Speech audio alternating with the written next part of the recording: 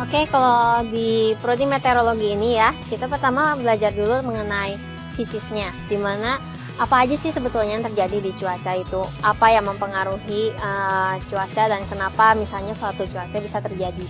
Kemudian nantinya kita akan belajar gimana cara memperoleh data-data cuaca seperti temperatur, kelembapan, angin, dan sebagainya. Kemudian kita akan melatih bagaimana caranya mengolah data tersebut supaya bisa menjadi sebuah peta atau suatu keluaran sendiri yang bisa menunjukkan pada kita keadaan cuaca itu sebetulnya seperti apa, baik di saat ini maupun di masa depan.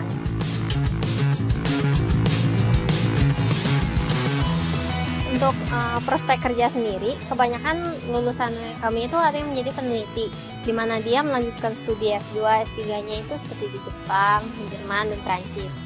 Kemudian kebanyakan juga menjadi konsultan. Di sini konsultan cuaca itu pekerjaannya seperti memberikan analisis cuaca tentang bagaimana suatu keadaan itu harusnya dilakukan. Umumnya mereka bekerja di perusahaan seperti pertambangan, perminyakan, dan pertanian.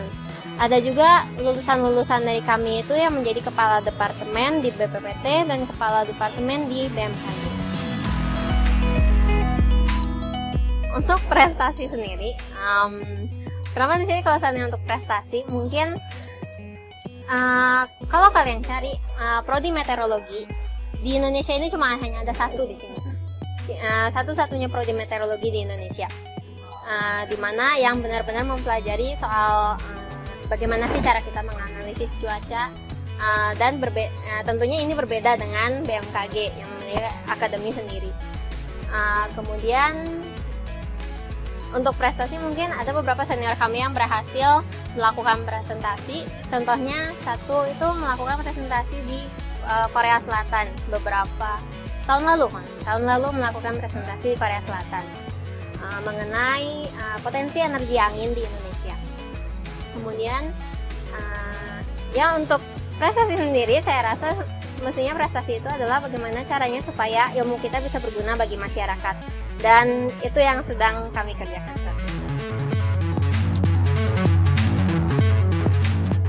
Untuk kegiatan non-akademik sendiri, ya umumnya ini merupakan salah satu dari kegiatan-kegiatan himpunan, di mana kami menyebutnya Meteo Goes to School, di mana kami datang ke sekolah-sekolah seperti terakhir itu ke SD dan ke SMA.